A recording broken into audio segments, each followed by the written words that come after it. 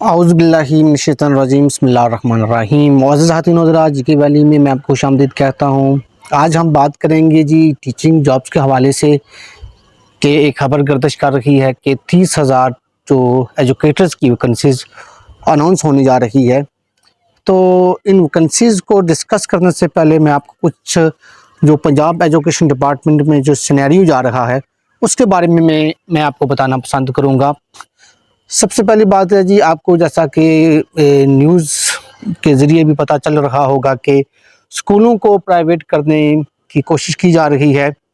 उसमें मुख्तलिफ स्टेप बनाए गए हैं कि पहले स्टेप में जी ये होंगे जिनमें तादाद 50 से कम है, और उसके बाद जो 200 तक हैं वो प्राइमरी स्कूल, फिर उसके बाद एलिमेंट्री स्कूल का नंबर आएगा एंड देन जाकर हाई स्कूल का नंबर आएगा। फिर कॉलेजेस भी इसमें शामिल करने की कोशिश की जा रही है। तो जो स्कूल तकरीबन जो प्राइवेट हो रहे हैं उनकी तादाद तकरीबन 1400 है जो पूरे पंजाब में। जो टीचर हैं, जो टीचर यूनियन है वो सरापा एहतजाज हैं और एक बड़े जो एहतजाज की कॉल है। और ये मेरे हाल में जितनी भी जो आज तक जो प्रोटेस्ट हुए हैं उस्ताद की जानिब से सबसे बड़ा जो एहतजाज ये होगा, क्योंकि इसके बाद कुछ बचता ही नहीं है। जब आप स्कूल्स को प्राइवेट कर देंगे तो 1400 स्कूल जो प्राइवेट होंगे, अगर हो जाते हैं तो उन स्कूल्स में जितने जो टीचर खदमात दे रहे हैं वो वहाँ से उठाकर दूसरे स्कूल्स जहाँ पर टीचर्स की कमी है वहाँ पर उनको एडजस्ट किया जाएगा, तो वहाँ पर वो पूरी कमी की जाएगी।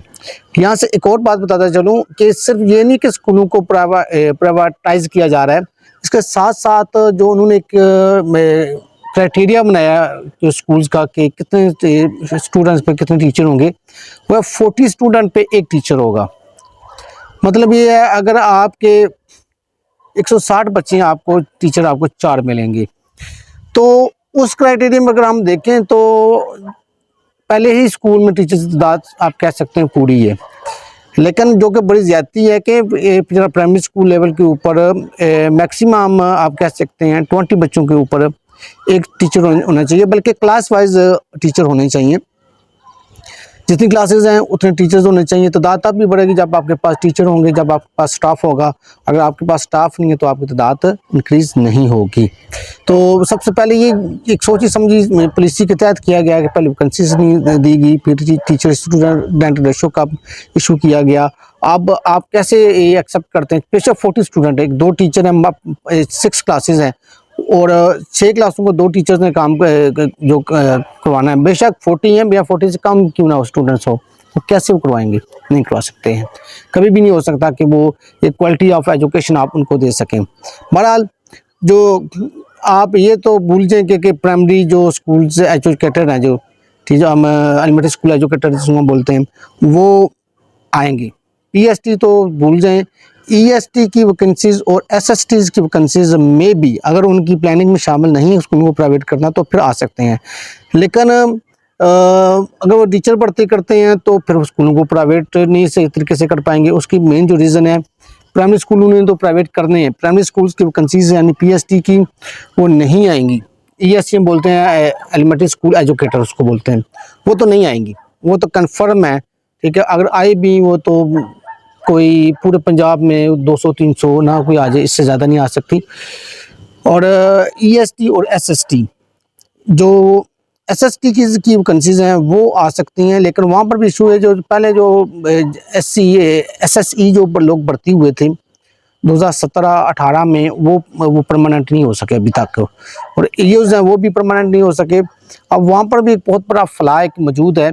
और अगर हम हाई स्कूल की बात करें, जो एसएसटीज़ हैं या ईएसटी हैं जो एलिमेंट्री और जो सेकेंडरी डिवीजन उसमें आते हैं, उसमें पहली बात वैकेंसीज ही बहुत कम होती हैं। आप कह सकते हैं कि एक फॉर एग्जांपल मेरा जो डिस्ट्रिक्ट गुजरात है, इसमें वैकेंसीज कितनी हो सकती हैं? उसमें मैक्सिमम आ जाएंगी 40 आ जाएंगी, 50 आ जाएंगी, टोटल मिलाकर कोई 100 आ जाएगी। ठीक है, इससे ज़्यादा नहीं। और अगर 30,000 वो कहते हैं, अगर 30,000 पहली बात है 30,000 नहीं आ सकती।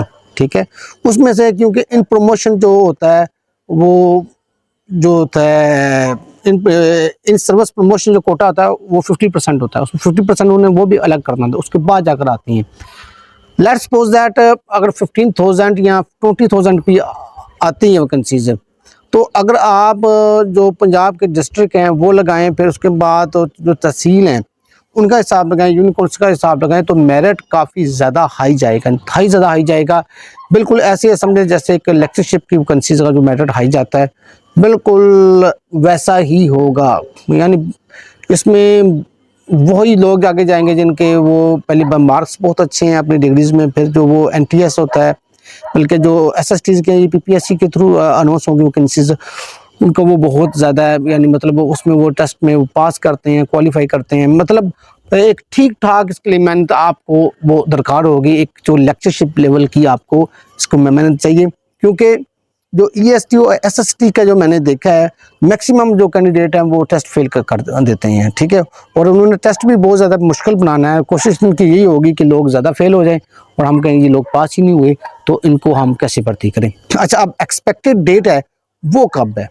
एक्सपेक्टेड डेट है जो इनकी, वो अभी ट्रांसफ़र ओपन होगी एजुकेशन डिपार्टमेंट में। ट्रांसफ़र ओपन होने के बाद जब टीचर जब रीलोकेट हो जाएंगे, अपने अपनी पोजीशन के ऊपर एडजस्ट हो जाएंगे, तो उसके बाद फिर ये जो स्कूल प्राइवेट हुए हैं, इनके स्कूल के जो टीचर्स को जब एडजस्ट कर लेंगे, उसके बाद जाकर ये आपकी जो नई जो भर्ती है उसका आने का इम्कान है। सबसे पहली बात ये है कि ये मेरे ख्याल में जो तकरीबन ये सितंबर अक्टूबर में ये तक ये एक्सपेक्टेड है।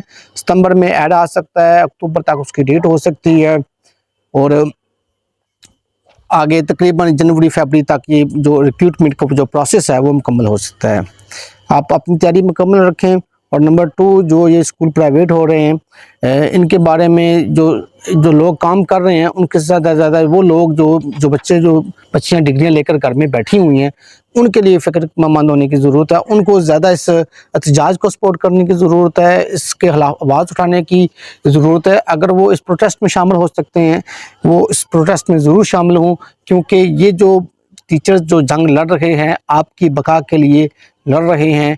क्योंकि वो जो लोग जो जॉब कर रहे हैं उनके लिए कोई प्रॉब्लम नहीं है, उनकी जॉब कहीं नहीं जाती। वो अगर गोल्डन हैंडशेक भी मिलता है उनको, तो 1.5 करोड़ रुपया 2 करोड़ रुपया उनको मिल जाएगा, वो तो उससे कुछ भी बिजनेस आगे पीछे जा सकते हैं। लेकिन जो आने वाला जो फ्यूचर हमारे बच्चों का, या वो जो हमारे जो जितने लोग जो डिग्री लेकर MSc वगैरह की, जो MA वगैरह की करके निकल रहे हैं यूनिवर्सिटी से, उनको फ़िक्रमंद होने की ज़रूरत है। क्योंकि मार्केट में आप देखें, पाकिस्तान में इंडस्ट्री का तो हाल ही कोई नहीं है। एक बचा कर एजुकेशन डिपार्टमेंट आ जाता है जिसमें लोगों को उम्मीद होती है मैं टीचर भर्ती हो जाऊंगा, एक अपना कुछ जो सर्किट है वो चलता रहेगा।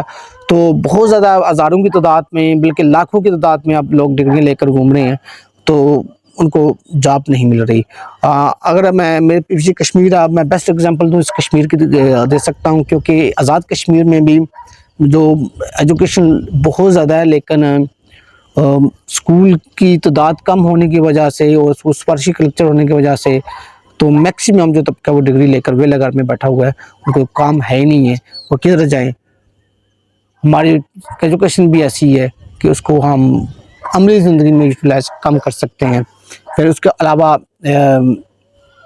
एक और बात है कि वो ये है कि डिपार्टमेंट में लोग, एजुकेशन डिपार्टमेंट में लोग आना चाहते हैं, और यही एक डिपार्टमेंट है जिसमें गवर्नमेंट हमें फ्री आपको जो एजुकेशन दे रही है।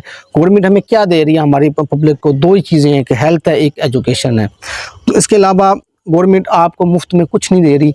और आप ये देखें कि बाकी जो डिपार्टमेंट्स हैं, फॉर एग्ज़ाम्पल आपके ये असिस्टेंट कमिश्नर हो गए, DC हो गए, सेक्रेटरीज हो गए, या जो फेडरल के डिपार्टमेंट हैं, या पंजाब के मुख्तलिफ डिपार्टमेंट्स हैं, उन सब में क्या है जी, उनको नवाजा जा रहा है। उनको बड़ी बड़ी महंगी गाड़ियाँ दी जा रही हैं, 2-3 करोड़ रुपए की लैंड क्रूज़र जो अभी नई मंगवाई गई हैं उनके लिए। इसके अलावा जो उनके जो वफाकी मुलाजमीन हैं, या जो पार्लियामेंट के मेम्बरीन हैं, 200 पार्लियामेंट के जो मेम्बरान हैं, उनकी 200% तनख्वाही बढ़ाई गई हैं। इसके अलावा आप देखें कि बाकी वो बहुत कुछ नवाजा जा रहा है। इलेक्शन कमीशन के जो अरकान थे, जो आपने बहुत अच्छा इलेक्शन करवाएं जी, लो जी आपको 4-4 3-3 इंक्रीमेंट्स अगठी दी जाएंगी और उसके बाद उनको सैलरी की मद में उनको एक गिफ्ट की सूरत में, उनको बोनस की सूरत में उनको पेज दी जा रही हैं। बाकी जो अखराजात हैं गवर्नमेंट वो अपने बढ़ा रही है, लेकिन एजुकेशन को कट ऑफ करके, यानी ये पैसा उठाकर वो अपनी अय्याशी को लगाना चाहती है।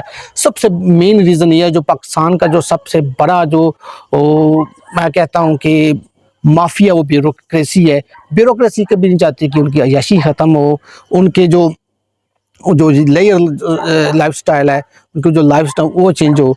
अगर इन ब्यूरोक्रेसी में जितने पाकिस्तान में या फ़र्ज़ हम पंजाब की बात करते हैं, इन लोगों का जो इनके एसीज़ हैं, जो एसी लगे हुए हैं, जो इनके जो ऑफिस वगैरह में लगे हुए हैं, उनकी जो गाड़ियों में पेट्रोल की मद में उनको जो सब्सिडीज़ आगे पीछे चीज़ें दी है, सिर्फ एसी और इनके जो पेट्रोल की जो वो कट ऑफ कर दिया जाए, दो चीज़ें कट ऑफ कर दी जाए, ये टीचर्स की तनहाई इससे पूरी हो सकती हैं। तो अपनी वो अय्याशी ख़त्म नहीं करनी इन्होंने, बस ये है कि आवाम पर बोझ डालना है, ये कर दो ख़त्म, ये कर दो। लेकिन वो ये चाहते हैं कि हमारा जो है ना, हम पर कोई कमी ना आए, कसर ना आए। 7 साढ़े 8 लाख रुपया तक, 7 लाख से लेकर 10-10 लाख तक ये स्केल 21-22 के ऑफिसर पेज ले रहे हैं, जो करप्शन करते हैं वो अलग, और इनकी जो आउटपुट है वो बिल्कुल ज़ीरो है।